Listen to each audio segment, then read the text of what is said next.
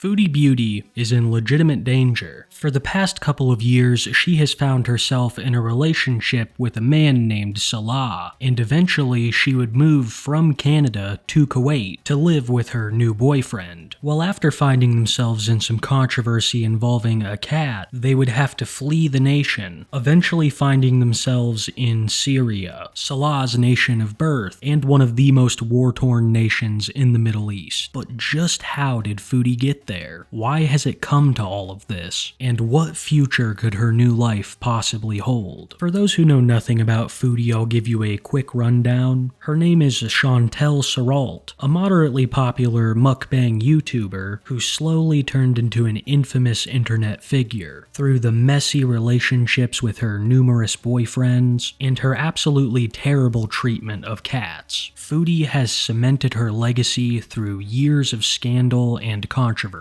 But the current situation is unlike anything we've ever seen. Since starting her relationship with Salah, she has embarked on a journey across the Middle East, and we're going to cover most of that journey today. It all started in Kuwait, a smaller Middle Eastern nation located on the Persian Gulf, sharing land borders with Iraq and Saudi Arabia. Kuwait is generally considered a lot more developed and safer than Syria, so this is where Salah, Foodie's boyfriend, had been living for the past couple of years. I believe he was on a work visa. That is until Foodie came to live with him, and they would eventually find themselves in a controversy surrounding a cat. Foodie and Salah had solicited donations for the cat to take it to a vet. Asking for money like this online is illegal in Kuwait. Foodie had also been filming government buildings during her vlogs, so there was a plethora of Kuwaiti laws that she had broken, and it was serious enough that she decided to flee the country and even take a short break from YouTube. Foodie has done this many times before, but this one was much longer than usual. Speculation was going wild, made only worse by increasing tensions between Iran and Israel, missiles even flying over Kuwait, and with not a word from Foodie,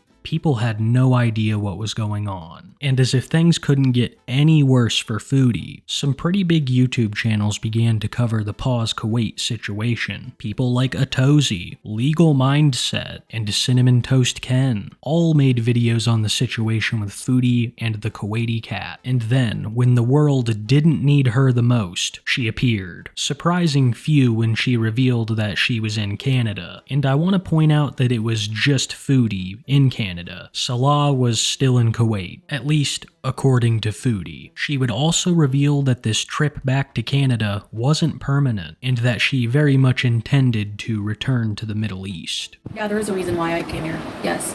Will I tell you what it is? No. Salah and I had some, kind of a change of plans. I don't want to tell you guys what they are, because when you tell people your plans, I saw a really good analogy, actually. A really good, metaphor, analogy, whatever. So basically, it was a picture of two candies. One was in a wrapper, and the other was open, and there were all ants on it. They're like reruns. So the ants are the parasites and everybody trying to ruin your plans. And then if you keep it wrapped, no one's on your ass. Foodie basically calling herself a wrapped piece of candy never fails to get a chuckle out of me. This woman has an extremely high opinion of herself, and I believe that it's a product of refusing all accountability or blame. It is very rare to see Foodie sit down, admit that she was wrong about something, and make an honest statement. But even if she does, she's going to just repeat the same behavior. Case in point, her cats. I can't even keep track of how many cats that she's gotten rid of, but I'll tell you something, all of those cats are lucky to no longer be in her care. There is an absolute mountain of evidence to substantiate this, and it has been one of her biggest points of controversy in her entire career. So I'm sure that it's going to come as a shock to few that while in Canada, Foodie would get another cat, naming it Smokey. Little did she know that Smokey was a baller OG. He absolutely despised Foodie. This cat would go everywhere and spray things. Foodie's furniture, her food. She didn't even know that Smokey was spraying. She always thought it was so funny when he did that weird little thing. All the while, he's marking his territory all over her belongings. I think I should also bring up now that Foodie never intended to stay in Canada. This was just a temporary stop while her and Salah found a new country to live in. So even if Smokey was the most well-behaved cat on earth, she basically had no intention of bringing him with her. But like I said, Smokey had it all figured out. It's like he knew that she was gonna do him dirty. So the honeymoon period between her and Smokey wore off pretty quickly, and within a couple days of getting him, she started talking about rehoming him. It happened so fast. People messing with your fucking life, with your family, so you have to leave the country very quickly. The next day, you have to leave your home you've been at for 3 years, move somewhere alone, and it's still sinking in. I'm still taking it all in. And I thought that I want a cat. Like, I don't want to live without a cat. But I'm realizing that the responsible thing to do is not have one right now because I'm not well. So if you want to shame me for that, go fuck yourself. And you want me to drag a cat into that. He's been here 2 days. If he finds a better home, so what? Oh god, already. Foodie Beauty, change your mind about Smokey? I'm seriously so close to just getting a goddamn job. Seriously. There's no way we could be bonded by day 2. It's not about him being a fucking t-shirt to discard. If I wanted to discard him, you dumb I would throw him on the road, not take the time and energy to find him the best life possible. And that makes me a bad person. How is it a trash decision? How was I supposed to know how I was going to feel? The reason it's a trash decision, Foodie, is because you knew that you were not going to keep that cat. That's why the chat is saying that he's disposable, because the amount of money to take this cat from Canada to their new Middle Eastern home would be substantial, and Foodie didn't really like Smokey anyways, so she had officially made the decision to leave him in Canada, but she hadn't figured out quite how she'd do it yet, eventually settling on a scheme, in the truest sense of the word. There would be a Facebook post made about a lost pet, and the pictures below this post were obviously Foodie's cat, Smokey. These photos had not been released before, they were completely new, basically confirming that it was Foodie. She was attempting to make it look like she found Smokey off of the street, basically denying her ownership of the cat, and attempting to get a shelter to take it. Here's the post. It all starts with this email from Foodie to the cat rescue. Hi there, I have an urgent matter. I found a cat.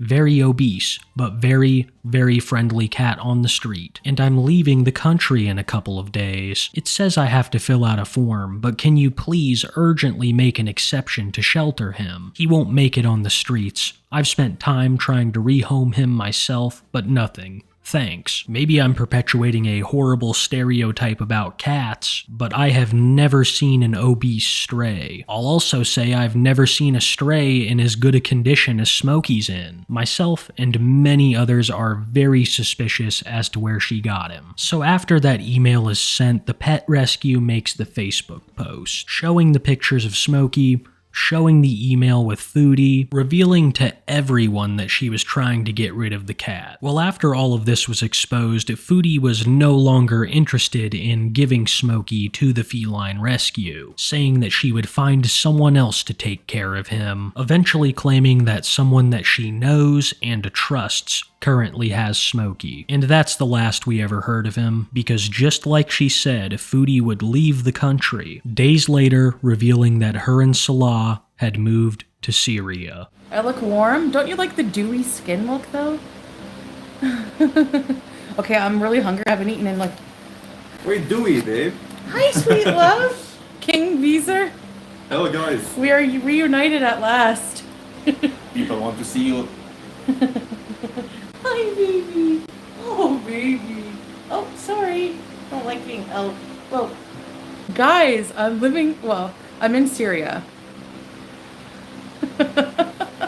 And before I go any further, I just want to give you a quick rundown on what's been going on in Syria for the past decade. For a good while, Syria was controlled by their president al-Assad, and as far back as 2011, militias have been forming to oppose his regime, which the rebels describe as authoritarian and oppressive towards the people. And since 2011, the fighting basically hasn't stopped. The al-Assad regime fell in November of 2024, technically ending the civil war and returning some stability to the region, but there are still many contested areas and a lot of conflict. Recently, a lot of Western embassies have been pulling out of Syria, and the nations behind those embassies have been issuing travel warnings to the region, so even though the fighting has died down, it is still an extremely uncertain time in Syrian history, made all the worse by growing tensions between Middle Eastern nations. Now, I know that a geopolitical discussion was about the farthest thing you expected from the Kiwi Tapes YouTube channel, but I just want everyone to know exactly where she's going. To a nation that has been embroiled in civil war for the past decade. I could not believe my eyes when I saw where she had gone, and I couldn't believe my ears when she started talking about how great it was living in Syria, while passing shelled-out ruins littered with bullet holes and men on dirt bikes with AKs.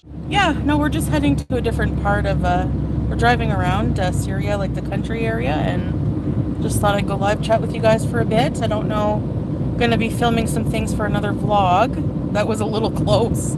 Yeah, we live on the edge here, so Ida saw a clickbait title. No, not clickbait. I'm really in Syria. Actually, there might be checkpoints up ahead. We did just pass somebody with like a bunch of guns. Hey, Tanya. Yeah, I used my CPAP. We didn't run out of power until about noon, and then, you know, nobody has power right now, it seems like. Maybe if you have solar, but... Her and Salah were living in the city of Damascus, the largest city in Syria and the oldest capital city out of any other nation on earth, but this has not excluded it from the civil war. Far from it. Syria's electrical infrastructure was heavily damaged during the civil war. Power is only available for a couple of hours every day, meaning that AC is only available for a couple of hours a day. And God, is it hot in Syria. Ever since moving, it's been one of the only things on Foodie's mind. She is constantly talking about the heat, sometimes dripping in sweat. The war has also significantly impacted Syria's ability to produce insulin. Foodie is a diabetic, and has seemingly been going with very little to none of this essential medicine. This is why I say that this is one of the most inhospitable places on earth for Foodie, and as time has gone on, it takes more and more of a toll on her. But this didn't just mean that she stopped posting. No, Foodie would take full advantage of her new surroundings, making videos on the Syrian civil war, trying Syrian street food, and enjoying some nature in the beautiful Syrian countryside. That canyon,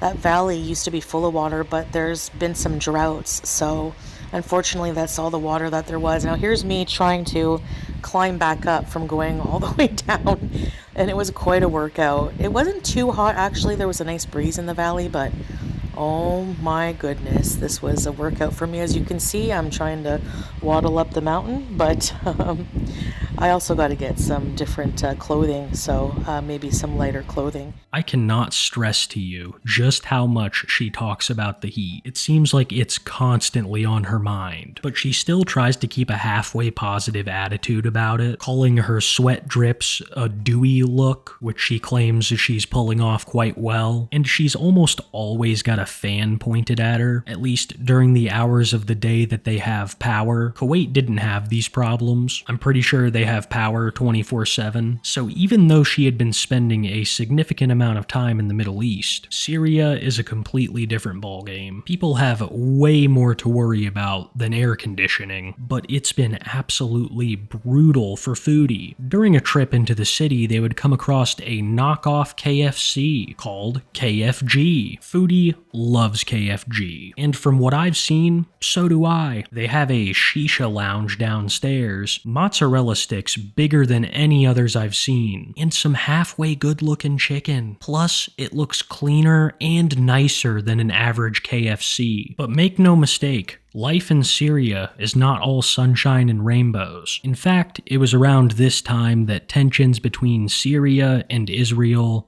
escalated. Like I said before, many embassies, including the Canadian one, have left and deemed the nation an unsafe place for their citizens to travel. If war broke out again, leaving Syria would not be so simple. She could be stuck there. But Foodie really isn't concerned about this. She acts like her new life is amazing, even bragging about all the weight that she's lost ever since moving, claiming to be eating less and exercising more. A lot of this can be attributed to her not eating as much fast food. She used to do these crazy fast food mukbangs, but now it seems like they do a lot of the cooking at home.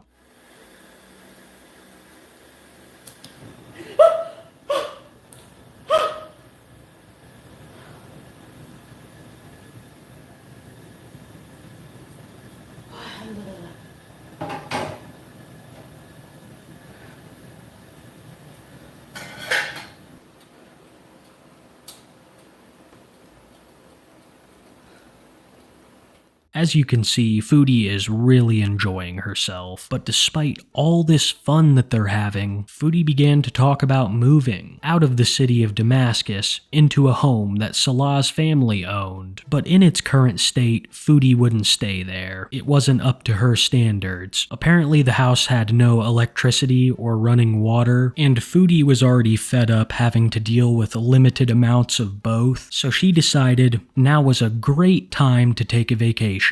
This time choosing Qatar, once again leaving Salah in Syria, this time to supposedly renovate their new home. During her trip to Qatar, she would post tons of food content, but other than that, it was a relatively uneventful trip. But things would not stay that way, because Foodie was about to get in one of her biggest controversies yet. One day, Foodie would go live with a Syrian child. Her name is Sasa, and she has Down syndrome. Foodie claimed that this live stream would be used to raise money for Sasa's schooling, but she was very vague about the details, and offered absolutely no proof that the money had actually gone to the girl. This, along with some absolutely disgusting things said in her live chat, have made this a pretty big controversy for Foodie, and she has handled it in almost the worst way possible. Foodie has this bad habit of going on rants in her community page, posting constantly about drama, so it was no shock that she decided to address this in a community post, where she basically says that she's not going to reveal any more information about the donation, claiming that it was out of fear for Sasa's safety, which is a crazy thing to say given that you live streamed this child to hundreds of people, making no effort to conceal their identity. The whole thing was an absolute disaster for Foodie, even losing some of her loyal fans, her beezers. It was all just too much for her to take, and she was admitted to a Syrian ER. This isn't the first time that Foodie has done something like this. She's been known to make visits to the hospital before when she's involved in a big controversy, so this is nothing out of the ordinary for her, and it seemed like the ER just said that she was dehydrated, putting her on some oxygen and giving her an IV. Despite the controversy and the ER visit, Foodie was still out and about in Syria, entering what I like to call her war correspondent era. Foodie would release a video going around war-torn ruins, commenting on the destruction, and talking about the civil war. Today we are in Daraa, Syria.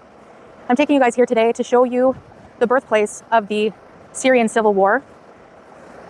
In Daraa, in March 2011, a group of teenagers did some anti-Bashar al-Assad regime propaganda with some graffiti, and they were arrested and violently tortured.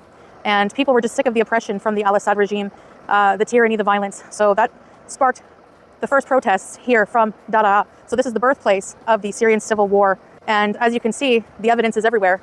We have complete homes. These are the ruins where complete homes were bombed. TNT, incessant gunfire, just complete destruction. And now with the fall of the al-Assad regime, people are trying to rebuild. And a lot of people still do live in these homes, some people. Wow.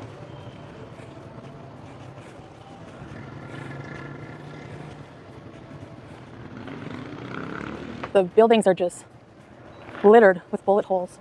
I can't imagine how terrifying, it would be to be caught up in such a violent war situation. Foodie Beauty reviewing Syrian civil war ruins was not on my 2025 bingo card. Numerous times throughout the recording and research of this video, I've asked myself, how in the hell did she end up here? And then I remember that she's literally dating a Syrian national. With the way that she behaves, this was bound to happen at one point. And I must say, it's bound to get even worse. Foodie could have gotten some serious trouble back in Kuwait for filming government buildings, and she's making the same mistake in Syria. During a visit to a Syrian mall, Foodie would make the same mistake, filming another government building. And the punishment for doing stuff like this can be pretty severe. And they're also doing other shady stuff. I guess Salah has some kind of quote-unquote business where he drives around friends and family, but I guess that some of these guys that he transports are armed and may have connections to militant groups or the government. We don't know a lot about Salah's new business, but if it has random people showing up to your place at all hours, it just might be shady. But they're not just committing crimes in Syria, they're also making memories and exploring new forms of content, even making a vlog where they enjoy a beautiful waterfall and stream in the Syrian wilderness.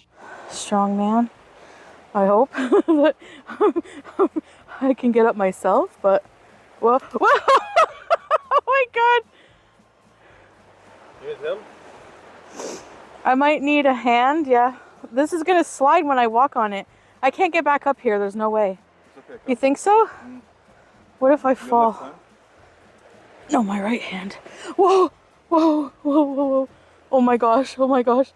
Oh my gosh, don't pull. Wait. Don't be afraid, yalla. I am. Oh my god. It's very steep. Wait, you said to go sideways? Maybe that's better. Oh my gosh, babe. Yalla. Oh, yeah. Whoa! I'm gonna fall, I know it. Okay, keeping my shoes on. They'll dry fast because there's all rocks and it's gonna hurt. I'm still pretty new when it comes to Foodie, but it blows my mind that it took her going to Syria to change her content, even in the slightest. Before, it was almost nothing but mukbangs, but since landing in Syria, she's done war correspondent content, nature content, and even grocery hauls. Foodie wants to present her situation as glamorous. She wants everyone to believe that she legitimately enjoys living in Syria, and that she's just having so much fun there. But as I began to get into her more recent videos, you can see that there's a noticeable change. It seems that the country is slowly breaking her down. From the heat to the lack of insulin, it has been anything but an easy time for Foodie. Then toss in the recent controversy, which people are pretty upset about, and you've got a recipe for Chantel quitting YouTube. One day she would go live with the title, "It's just not worth it anymore." So, I decided that I'm just going to, it's not worth it for me to do content anymore. Like, it's just, I feel kind of like Amber Lynn. I'm just like done. I'm done with YouTube. Like, it's not fun. It's constantly negative, awful. It just puts us in a very negative space. It's really bad for mental health. Yes, Julia. It's just not worth it for me. I do the content and we make the least money on YouTube. Like, people, there's like just cockroaches of YouTube who just literally steal all your content, 100% of your vlog, put in a few shitty insults, and then call that fair use, and then make like double what you make. It's not worth it anymore. Like, it's really not. Like, would you go out of your way to make content just so that people waiting in the rafters like vultures can steal everything you do and then make fun of you, mess with your real life, completely mess with your real life, report you to authorities, call things to your family's house, make fun of your house, make fun of anything you post online? It's not worth it. It's not worth it for us. It's a negative.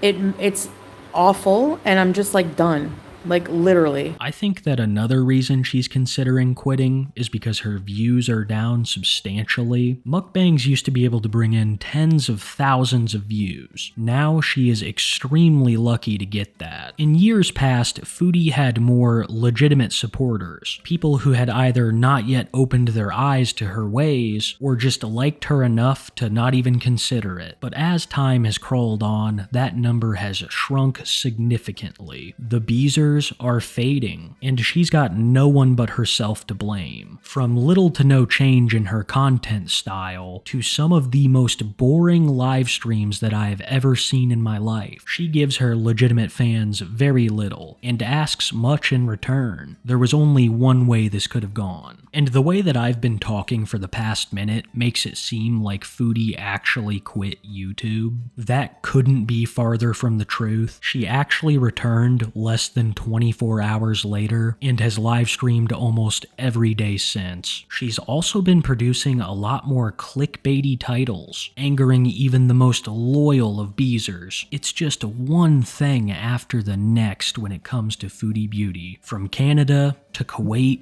to now Syria. The situation may change, but the Chantel doesn't, and I doubt she ever will. Before I go, I want to tell you about this cool new feature that YouTube has rolled out. It's called Hype, and on mobile, if you scroll through the toolbar beneath the subscribe button, you'll see it right in between thanks and download. Hype allows you to use points that are completely free to you to boost creators' videos that you enjoy. This will help more people see it in the algorithm, and if there's enough hype, get you a special tag. I think it's a really cool feature. It's designed to make smaller channels more visible, and even if you decide not to use it here on this video, it's a great tool for helping some of your favorite creators.